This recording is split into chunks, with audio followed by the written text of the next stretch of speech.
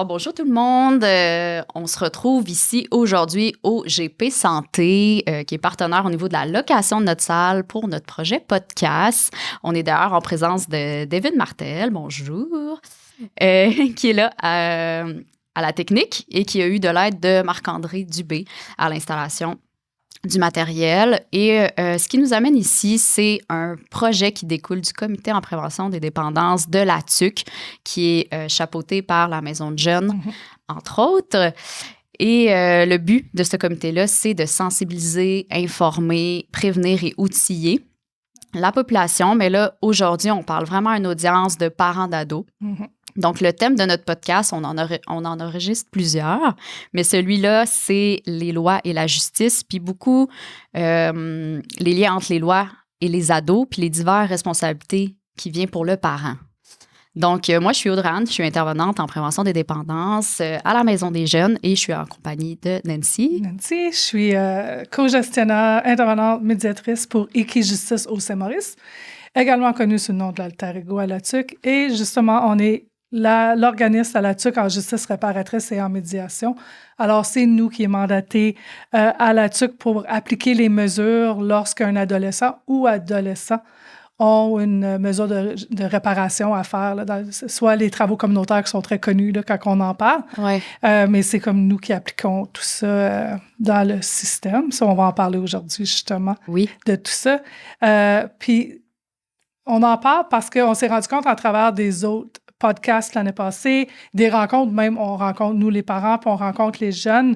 C'est pas toujours bien connu qu'il y a une loi au Québec, entre autres, mais au Canada, puis c'est la même parce que c'est une loi fédérale qui s'applique aux adolescents. C'est la loi sur le système de justice pénale pour les adolescents, dont LSJPA, on nomme souvent comme ça LSJPA, qui est dans le fond, qui favorise la réadaptation puis la réinsertion des adolescents lorsqu'il y a eu un délit criminel ou qu'il y a eu...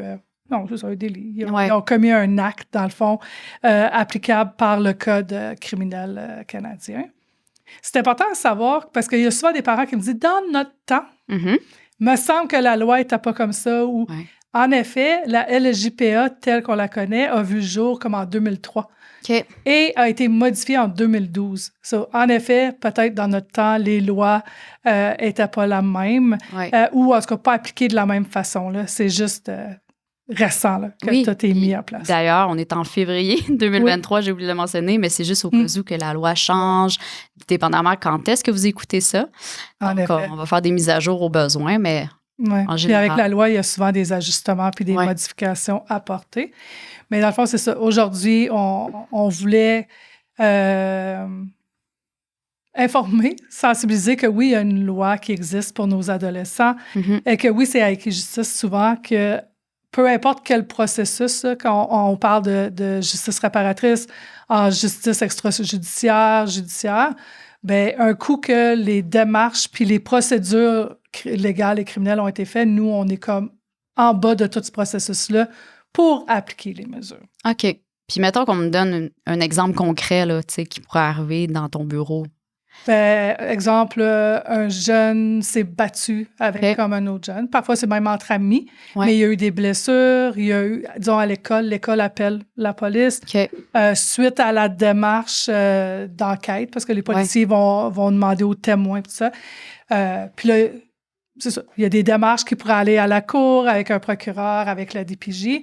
Mais une fois que tout ce processus-là a été fait, c'est à Équijustice que ça vient lorsque la décision a été prise de qu'est-ce qui va être appliqué dans le dossier.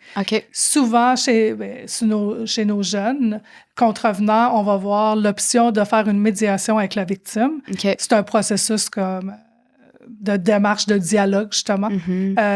Sinon, il y a des travaux communautaires. Il peut y avoir des DHS.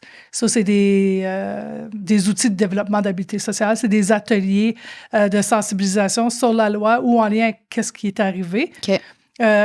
Parfois, c'est plus rare chez nos adolescents, ça pourrait être un don à un organisme. C'est plus rare parce que souvent, justement, le juge ou le procureur vont prendre en considération si l'adolescent ne veut pas travailler ou pas. Puis on veut pas que ce soit le parent qui paye, parce qu'il faut qu'il apprenne, il faut qu'il répare le tort qu'il a causé par le geste qu'il a commis. Alors, ça va être plus dans ces... D'où le terme justice réparatrice. Justice réparatrice, oui. C'est d'avoir une chance de réparer ses torts et justement de ne pas passer par tout le processus judiciaire là, pour avoir un dossier criminel comme adolescent. Fait que là, le jeune est suivi, il y a des rencontres avec toi à certains moments. Par exemple, s'il y a des travaux communautaires, entre autres. Oui, dépendamment de la mesure, ça peut être moi, ça peut être ma collègue. Peut-être mentionner que c'est partout au Québec. On est 23 Équijustice qui ont le même mandat en justice réparatrice et en médiation. Mais oui, ça pourrait être avec moi que les ateliers. Si c'est des travaux, c'est avec moi qui va discuter de où qui aimerait aller réparer ces torts. Souvent, on va regarder pourquoi ça serait symbolique qu'ils choisissent cet endroit. Entre autres, la Maison de jeunes, c'est souvent un de nos partenaires parce que le jeune, soit qu'il a déjà eu des services, participé à des activités ou connaît quelqu'un qui a eu des services à la Maison de jeunes puis il dit, ben je voudrais comme aider là, puis ils vont faire les travaux communautaires. Là. OK. Ça, c'est ça le processus. C'est important de savoir que c'est de 12 à 17 ans. Puis ça défait un peu le mythe que des fois, nos jeunes vont dire, il peut rien m'arriver, j'ai pas 18 ans. Légalement, tu peux pas rien faire ou personne peut rien faire. C'est pas vrai. Comme que j'ai expliqué, dépendamment de c'est quoi le geste puis le délit commis dans le code criminel, de 12 à 17 ans. Ça veut pas dire qu'à 11 ans non plus, il peut rien arriver. Si un jeune de 10 ou 11 ans se bat avec un autre et que les parents de l'enfant qui est blessé, de la victime, veut... faire quelque chose, ben ils peuvent appeler la police, mais c'est sûr que c'est une autre démarche, puis c'est une autre affaire. Mais souvent, il va y avoir un suivi, il va y avoir des rencontres, plus avec la travailleuse sociale, habituellement, de la protection ou au CIUS. Ouais. Mais c'est pas vrai qu'il peut rien arriver avant les 18 ans. Il y a des conséquences. Oui. Ben nous, on n'aime pas trop le mot conséquence. OK. Mais oui, dans le fond, c'est que suite au délit, il doit réparer, puis c'est par une mesure. C'est une des mesures que j'ai nommées. OK. Fait que là, on a englobé un peu c'était quoi Équijustice, mais je pense que vous avez d'autres services aussi. Oui, bien dans le fond, nos services ça c'était pour nos jeunes en lien avec la loi. Avec les adultes, c'est le programme de mesures de rechange générale, qui est le PMRG, qui ressemble beaucoup à celui des ados. Ouais. C'est pour donner une deuxième chance dans le système de justice. C'est de la justice réparatrice également. Ouais. Puis les mesures doivent vraiment... Il y a un cheminement à faire, là, puis il y a un dialogue dans tout ça également. L'autre service qui est très présent dans tous les Équijustice, c'est la médiation. Ça peut être une médiation citoyenne, ça veut dire que c'est un service ouvert à toute la population. C'est gratuit, c'est confidentiel. On est là pour comme accompagner dans leur démarche, puis soutenir, entre autres, puis écouter tout le temps. Oui. Puis ça peut être des situations ados-parents, mauvaise communication ou sont tannés de tout le temps se pogner à la maison puis ils veulent trouver des solutions. Ouais. On peut les accompagner dans une médiation. Parfois, dans les situations de voisins. Ouais. Tu sais, la chicane de clôture ou de chien, là, tout le monde trouve ça drôle, mais partout au Québec, ça existe. Dans le COVID, on a vu où les gens étaient plus présents à la maison, plus conscients des comportements, des fois, des voisins, ou que le chien est dehors plus longtemps, puis que là, il jappe. Tu sais, je veux dire, c'est pas illégal, là. C'est juste que si c'est répétitif, en effet, il y a des lois là-dessus. Mais c'est sur des bases volontaires, puis les gens voudraient ouvrir un dialogue avec le voisin. C'est sûr que c'est gratuit, puis c'est sur base volontaire, ça. Je peux pas exiger à quelqu'un de venir parler au voisin. OK. Mais OK. c'est dans cette démarche. OK, c'est good. Puis si on y va en termes de loi, par exemple, qui touche plus nos ados, mais il y a beaucoup de questionnements par rapport à ça, que ce soit, par exemple, les lois qui englobent l'alcool, les drogues. Oui. Bien, souvent, c'est ça, on en parle, puis des fois, les jeunes sont surpris aussi. Ouais. Parce que quand on parle d'alcool, exemple, la loi dit il est interdit de vendre ou d'acheter de l'alcool quand on a en bas de 18 ans. Ouais. C'est pas ça, j'ai pas le droit de consommer, j'ai pas le droit de boire. C'est vraiment que la loi a été mise en place que un commerçant n'a pas le droit de le vendre, puis toi, t'as pas le droit de l'acheter. Un parent, c'est là où que les responsabilités parentales embarquent avec la loi. Il aurait le droit pour son enfant de décider, il y a une fête. Dans le temps des fêtes, on l'a entendu parler plus. Là, j'ai des jeunes qui disaient, s'il y a un punch, là, tu dois te prendre un verre. C'est pas ce que tu as le droit ou pas. C'est qu'est-ce qu'à la maison est acceptable ou pas acceptable dans les discussions, dans les valeurs. Ouais. C'est vraiment le parent.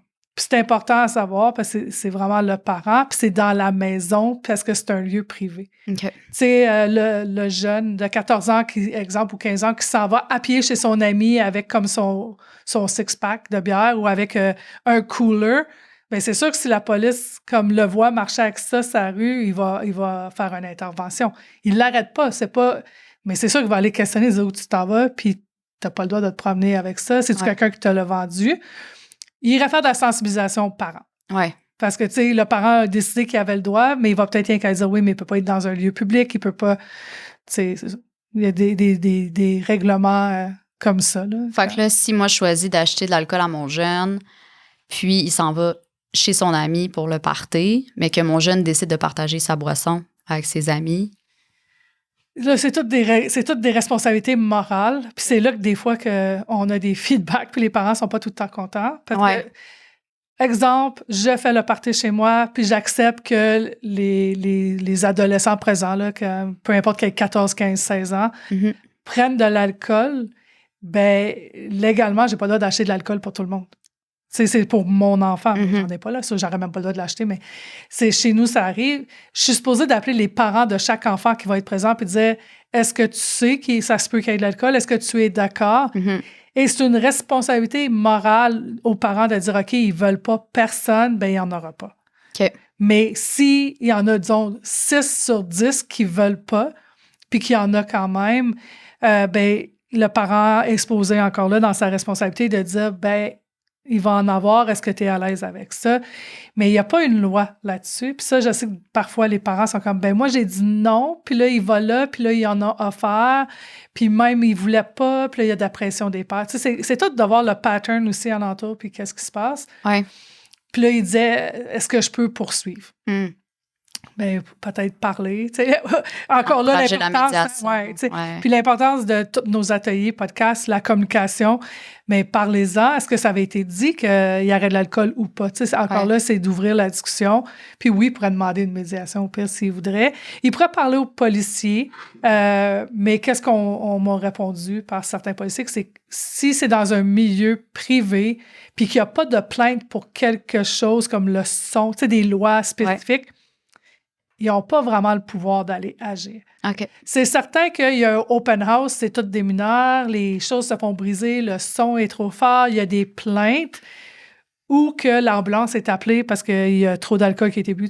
Malheureusement, on ne le souhaite pas, mais qu'un jeune se ramasse en overdose ou en coma éthylique ou juste malade d'avoir trop consommé.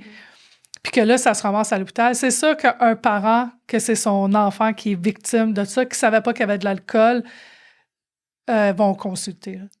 Qu'est-ce que moi j'ai connu? Ça ne veut pas dire qu'il peut y avoir des poursuites en tout temps, mais quand il y a des dommages puis des torts causés à la propriété puis des personnes, ben, des fois, il y a un petit peu plus de recours. Okay. Mais c'est vraiment, comme parent, la responsabilité morale de chacun de s'informer puis de respecter le choix des parents. Ouais. Puis pas prendre la parole des jeunes pour acquis, là, parce que ça existait dans notre temps, mais d'avoir des plans de je vais être là ou là ou là. Puis, tu sais, c'est ça. Oui, l'importance de bâtir ton lien de confiance avec ton jeune tôt. Comme ça, il en parle. En tout cas, de qu'est-ce que moi je vois, je sais pas à Champagnon, mais quand moi je fais les activités, puis comme justement avant les fêtes, où ce qu'ils disaient, ben là, tu sais, nous, au jour de l'an, là, puis là, ils ont 14-15 ans, puis ça sera la première fois qu'ils auraient le droit à leur toast au jour de l'an. Mais je dis tout le temps, c'est à votre parent de décider. Moi, j'ai pas le droit de décider pour eux, puis eux, ils n'ont pas le droit de décider pour moi. Mais si votre parent dit que c'est correct, puis vous êtes dans un party de famille ou entre amis, puis qu'il vous permet un verre, non, légalement, il ne se fera pas arrêter. Là, OK. Puis là, même contexte, mais on parle de drogue. Différent totalement. Oui, c'est ça. La loi, même avec le cannabis en ce moment, ne faut pas oublier qu'au Québec, la loi sur le cannabis, c'est 21 ans. Et plus, et non 18 ans. Et la différence avec l'alcool, c'est illégal de donner, de vendre ou distribuer du cannabis, qui soit de la rue ou de la SQDC, à un mineur en bas de 21 ans. OK. C'est la grande différence avec le cannabis qui est rendu légal, c'est que c'est pas comme l'alcool. Là. Ça peut pas être à discrétion du parent. Okay. Je dis que ça peut pas. Le parent, c'est comme dans le privé de chez eux, ils font un peu qu'est-ce qu'ils veulent, mais par la loi... S'il se fait prendre. Ouais. Il se fait prendre en train rien que de donner à son fils le sachet ou à sa fille, ou qu'il y a quelque chose sur la rue, la jeune personne se fait arrêter. Puis, tu sais, on le sait, les sachets SQDC sont identifiés. Là. C'est ça qui fait qu'on sait quand c'est de la rue ou de SQDC. Bien là, ça se peut que le policier enquêterait plus. Puis oui, il peut avoir accusation de trafic de drogue à un mineur. OK. Ça, c'est comme important comme différence de loi. Ouais. C'est important de savoir que c'est au Québec et non partout au Canada. Ouais. C'est chaque province a adapté la loi comme qu'il voulait. Mais ça, c'est important parce que ça fait réagir. Puis je comprends des parents qui me disent « Oui, mais moi, mon fils, il en a 17, puis il fume. » Mais au moins, quand il fume du pot de SQDC, je sais la qualité du THC, je connais le contrôle. Puis, ben, il va bien, ça ne joue plus sur son anxiété, ça ne joue pas sur son humeur. Ben, en effet, c'est pour ça que la SQDC a été mis en place pour gérer et contrôler la qualité du produit. Mais vu qu'il n'y a pas 21 ans... C'est pas légal. OK. Puis même chose carrément pour un jeune qui se fait prendre avec à l'école. Mais là, de toute façon, école, mauvais exemple, c'est toujours pas permis de... Mais c'est souvent là qu'ils sont pognés, malheureusement. Oui, c'est ça. Mais en effet, c'est la même loi. Puis vu qu'il n'y a pas l'âge, que ça vienne de la rue ou de la SQDC, c'est illégal de l'avoir dans leur possession. Puis c'est ça qui est important de se souvenir. C'est le 21 ans. Puis... Parce que des fois, ils vont dire, ben non, là, tant que j'ai moins de tant de grammes ou moins de temps... Non, t'as pas 21 ans. Ça, c'est pas la même loi là, que quelqu'un de 21 ans et plus. Puis quelqu'un de 21 ans et plus, se faire arrêter avec du pot de rue, ça fait accuser. Il faut que ça soit du pot de SQDC. OK. Ouais. Ça, la loi est très tranchante là-dessus. Puis pour ce qui est de tabac vapoteuse, on tourne autour de l'alcool, un peu la même chose. Oui, c'est pas mal la même loi. Tabac vapoteuse, c'est la loi du tabagisme qui est comme pas le droit d'acheter à 18 ans. Puis là, encore, c'est à responsabilité du parent de voir, mais c'est pour son enfant tout le temps et pas pour d'autres. Puis là, tu sais, puis il y en a qui me disent « Ouais, mais c'est la boutique de vaping comme vend à des mineurs. » Ben là, oui, vous auriez le droit, vous pouvez appeler. Entre autres, c'est au gouvernement. Ben probablement que la police ferait le transfert d'informations parce qu'il faut qu'il y ait... comment qu'ils appellent? C'est pas des agents de sécurité, là, mais... Des gens, des faux clients, là, qui viennent faire des achats. Oui, c'est ça, puis ils viennent... à titre de mineur, mettons, là. Ils viennent vérifier, là, il y a des personnes engagées pour vérifier que les lois sont bien tenues là-dessus puis qu'ils soient respectées, là. Oui.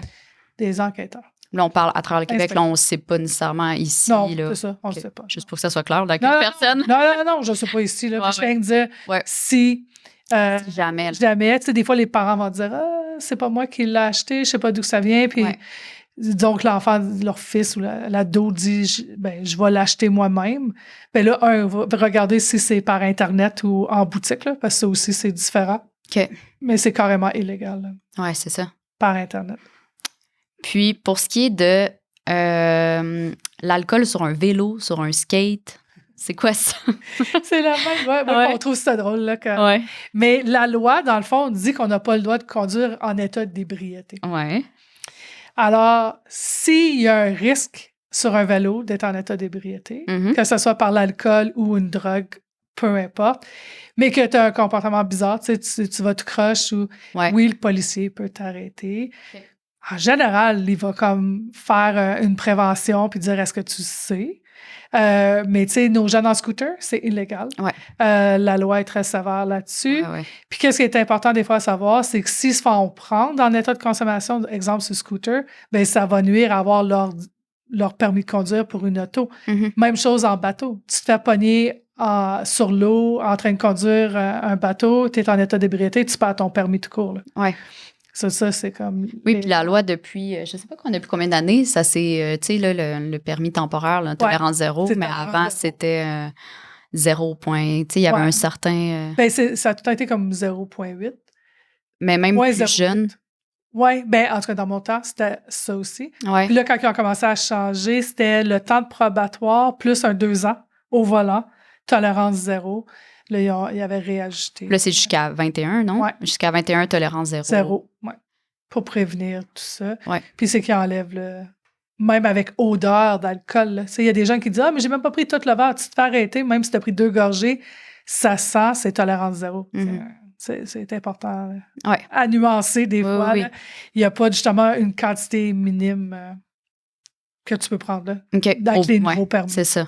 Avec les nouveaux permis. C'est bon à savoir parce que nos jeunes s'en vont vers ça. Surtout, il y en a une couple des scooters là, à la tuque, là, fait que bon à savoir. Puis les endroits que l'on peut consommer en termes d'alcool. En bas de 18 ans. Ouais. Maison privée. Maison privée. C'est supposé être sous la responsabilité du parent. Sauf que ça soit un chalet ou une maison. En bas de 18 ans, c'est supposé d'être sur le lieu où tu es avec un parent. OK. En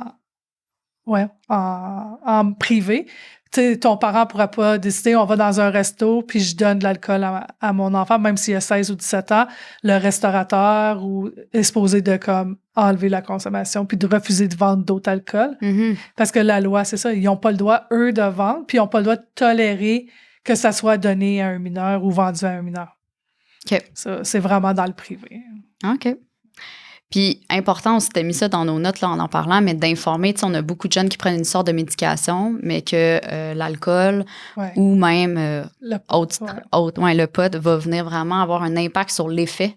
Oui, en effet, ben c'est ça, certains médicaments, tu sais, puis même la caféine, là, tu sais, puis ils ont des impacts. C'est qu'il y a des médicaments, lorsque pris avec l'alcool, soit que ça élimine l'effet du médicament ou ça va doubler, quadrupler l'effet du médicament. Ça, exemple, si tu as un antidépresseur, pour certaines personnes, ça va enlever l'effet, mais pour d'autres personnes, ça va amplifier l'effet dépressif. So, la personne peut voir noir, peut avoir des effets. Oui. Pareil comme quelqu'un qui est TDAH, s'il prend trop de caféine, il va être excité. Là. Ça va comme nuire à l'effet de s'il est sur médication, ça va nuire au Ritalin ou au Garbalin. Puis ça peut amplifier l'effet aussi de certaines substances, là, même jusqu'à 4 fois, comme tu dis. Fait que c'est important de mentionner à nos jeunes, tu sais. Tu sais, là, si tu es à l'âge de découverte, de la curiosité, tu vas à un party, je veux juste que tu saches. Oui, mais même adulte, là, on ne sait pas tout le temps. Adulte, tu sais, des fois, les pharmaciens, même on dit, voyons, on s'est contrôlé, c'est en pharmacie. Ils disent beaucoup plus à cette heure. Tu sais, même avec la caféine, vous savez, c'est pas recommandé, ça peut causer des problèmes d'estomac, ça peut. C'est comme mieux, plus dit. Mais en effet, souvent, on dit c'est légal. C'est de l'alcool, c'est légal. Ça, il n'y a pas de danger, qui n'est pas vrai. Puis j'ai un médicament, ben c'est pas vrai. Tu sais, un médicament pour le rhume comme Tylenol grippe avec de l'alcool va être amplifié. Là. La personne va se sentir comme les effets de l'alcool beaucoup plus rapidement. Oui, c'est ça. Ça, c'est important. Donc, d'où on parle un peu, en prévention ou même à son jeune, c'est quand même important de parler de la loi de l'effet, mais que ça va être différent selon la substance, le contexte, l'individu. Fait que, tu sais, de juste dire, c'est pas parce que ton chum prend la même chose que toi que ça va agir de la même façon sur toi. Puis, selon la journée que tu as passée, tu sais, peut-être que là, tu arrives à ton party, puis tu t'es chicané avec ta blonde ou ton chum, puis là, tu files pas. Ben, tu n'auras peut-être pas le même effet. Ouais. En effet, puis on en parle dans tous les ateliers qu'on fait, la loi de l'effet, justement, qu'il n'y a pas juste la substance qui va avoir un effet sur comment tu ressens l'effet, mais toi, comme individu, puis le contexte où ce que tu es va tout avoir un impact là, pour créer tout ça. C'est important de savoir, puis justement, souvent, à cause que c'est légal, on pense qu'il n'y aura pas d'impact. C'est ça. Puis ça peut, malheureusement. Oui. Puis, le consentement, ça aussi, c'est des sujets qu'on a souvent, tu sais, des petits couples qui se forment. Qu'est-ce qui est légal? Qu'est-ce qui n'est pas légal? Oh my God. La loi est très spécifique. Puis, en effet, ça, c'est une des questions. On a des appels à Équijustice parfois. Mais là, dans notre temps, tu sais, puis les parents ne sont pas si vieux. On parle dans 40 ans. Mais comme je dis, la loi, c'est toutes des lois qui ont été mises en place tu sais, depuis comme les années 2000, un peu parfois d'autres avant, mais la loi du consentement a été mise en place pour protéger les jeunes parce qu'il y avait plus de violence conjugale, même dans nos jeunes couples ados. Il y avait aussi plus de pouvoir, d'abus de pouvoir tu sais, chez nos jeunes. Puis, tu sais, oui, moi, j'avais un parent qui me disait, moi, j'avais 16 ans, mon chum en avait 24. Tu sais. Aujourd'hui, non, par la loi, c'est pas légal. Puis là, qu'est-ce qui peut arriver? Ben, la police va s'en mêler, puis il peut y avoir des accusations. Là. Tu sais, puis là, je ne veux pas aller trop dans les détails parce que je me souviens pas exact, là, mais je sais que c'est 2 ans à 13 ans. De mémoire, en bas de 12 ans, il n'y a pas de consentement. Ce qui veut dire qu'il y aurait une relation, mais on ne considère pas ça légal, dans le fond. Non, c'est ça, avec des en bas de... Puis ensuite, 12, 13, c'est 2 ans. Ouais, de plus. Puis 14 aussi, je pense, non? Il me semble que oui. Puis en haut. En tout cas, faut vérifier. On pourrait peut-être le rajouter sur notre feuille avec le podcast, là, mais en effet, les lois là-dessus sont sévères. Puis on sait qu'il y en a eu, pas rien qu'à la TUC, là, au Québec, il y a eu des situations où ce que l'école est tenue par la loi de dénoncer quand il y a des gaps d'âge ou des... Je sais pas comment le dire en français, là, un gap d'âge. Là, il y a une différence d'âge plus que qu'est-ce qui est consenti. Puis même quand les parents des 2 jeunes adolescents sont en accord, la loi est là, puis c'est pour prévenir puis protéger les jeunes. Ouais. Puis c'est certain que quand on parle au procureur, aux policiers, ils disent c'est sûr que si on fait enquête, puis on voit qu'il n'y en a pas d'abus, puis qu'il n'y a pas de violence, puis que tout a de l'air être comme bien sain, ça ne veut pas dire qu'il va y avoir une accusation criminelle. Ouais. Mais c'est certain que l'école dénonce, eux sont obligés de faire l'enquête. Ouais. Puis malheureusement, oui, des fois, pour quelques mois de différence de plus que le délai, c'est ça, le délai accepté, il va y avoir des poursuites, puis c'est vraiment... Des fois, ça tombe légal un certain nombre de temps, après ça retombe illégal, dépendamment de l'âge. Il faut regarder comme il faut. Oui, c'est ce qu'on me suggère de faire, de googler la loi de consentement pour les âges spécifiques, là. Ouais, mais oui, c'est vrai, parce qu'ils vont dire, oui, je sais, c'est arrivé à la TUC, mais c'est arrivé pas juste à la TUC. Ouais. Puis oui, je comprends que dans notre temps, c'était pas là, mais la loi a été mise en place, avec tout ce qui a été mis en place avec la protection de la jeunesse, puis la DPJ, puis le code fédéral criminel, tout ça. C'est tout le temps pour essayer de protéger les victimes là-dedans. Oui, c'est ça. Mais c'est ça. Les procureurs disent que quand il y a quelque chose, les parents peuvent toujours appeler puis questionner. Puis... C'est par principe de dire que, fait que là, pour vous donner un exemple concret, quelqu'un de 13 ans ne pourrait pas sortir avec quelqu'un de 18. Puis là, ça vient un peu de me flasher dans ma mémoire, mais 14, c'est 5 ans.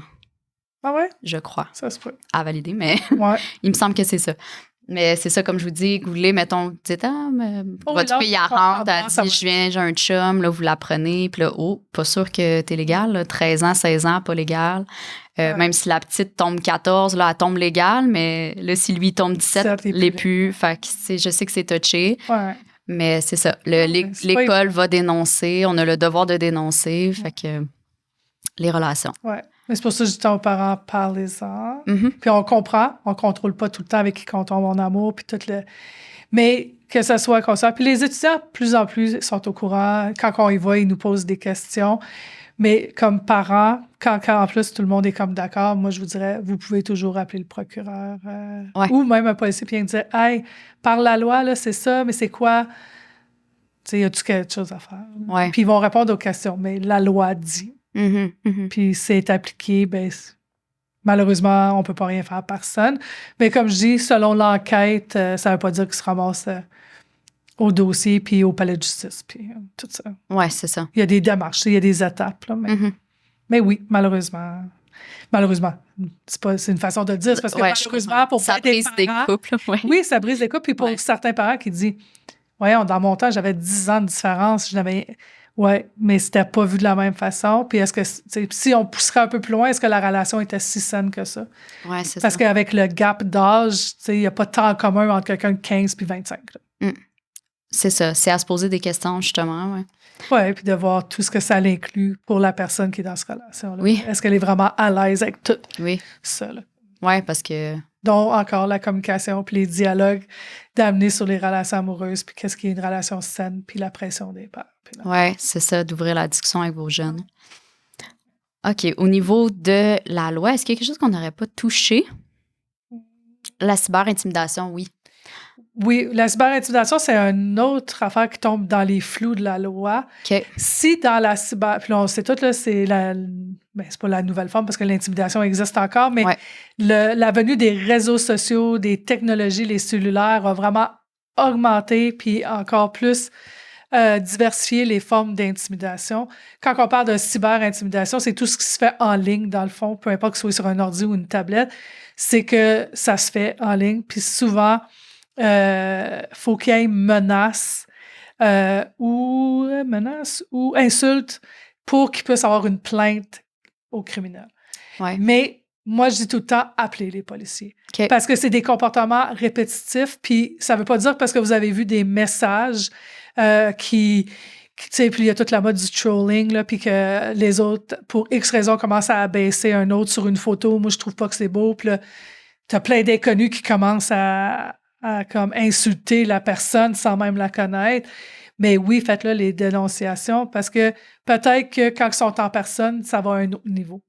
Souvent, quand il y en a en cyber-intimidation, il y en a aussi sous haute forme. Ouais. Mais c'est ça, ils sont en train de revoir cette loi-là. OK. Mais c'est pris au sérieux parce que ça peut aller loin. Tu sais, ça touche à l'estime de soi des personnes, ça crée des peurs, ça crée de l'anxiété, du stress. Ouais. Ça peut aller comme assez loin aux pensées suicidaires puis même passer à l'acte, là. Ouais. Ça, c'est pris au sérieux, mais je sais que dans la loi, il y a comme un flou à cause du côté Internet qui n'était pas là avant quand tout a été créé. Ouais. Mais aussitôt que, moindrement, là, il y a des insultes, menaces, ça va être pris au sérieux. Puis même si c'est pas encore rendu là, mais ils poussent, puis c'est du harcèlement, les policiers, il y aura peut-être pas une accusation, mais il va y avoir des rencontres, puis il y a quelque chose Interdiction de qui va faire. contact, des choses comme Interdiction ça. de contact, Ouais. sensibilisation. Entre les Ils deux vont jeunes. peut-être nous l'envoyer avec justice, dire, OK, explique la loi. Là, que, Mhm, mhm. So, tu sais, oui, il y a des mesures quand même qui peuvent être prises. OK. Puis, ben, je sais aussi, c'est de le rapporter. Souvent, ça va se passer dans le milieu scolaire, en général, chez les jeunes. Je sais que l'école aussi intervient dans ces genres de situations-là. De prévention Ouais. de l'intimidation.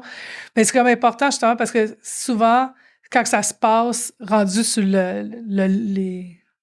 tous les réseaux, c'est quelque chose qui s'est passé dans les milieux, en tout cas, à part des inconnus qui embarquent comme, Ouais. tu sais, dans cette mode-là, mais oui, il y a autre chose. Puis c'est important de savoir que le parent a le droit de décider de porter plainte pour son ado. Mhm. Parce que c'est leur responsabilité, c'est leur. Puis des fois, tu sais, les jeunes vont dire, ben non, je vais leur en reparler, ça va se régler.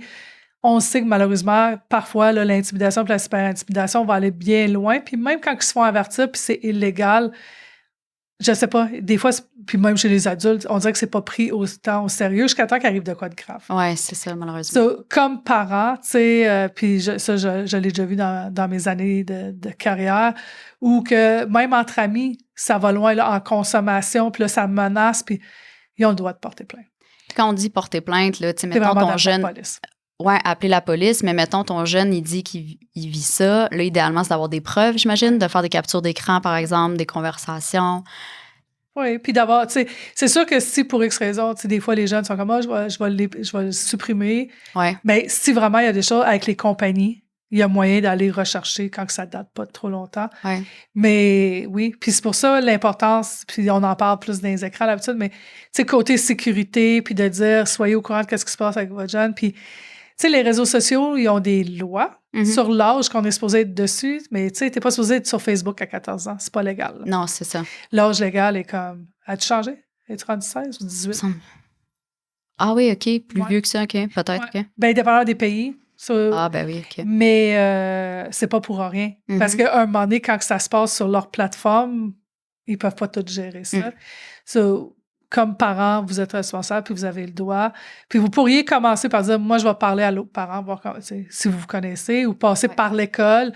Mais sérieux, même en état de consommation, si les menaces... Tu sais, moi, j'avais un jeune au début qui banalisait, mais écoute, ça a été en consommation, commencer à élaborer quasiment un plan pour se venger de son ami, là. Puis ça allait à le battre, là, tu sais. Ouais. OK, fait qu'on parle d'insultes, menaces. Insultes, menaces, harcèlement. Tu sais, des fois, là, les paroles sont... Tu sais, on va dire, ben, il est mean, là. Tu sais, les jeunes disent ça. Ouais. Il est pas fin, mais non, il y a pas... Tu sais, il m'insulte pas...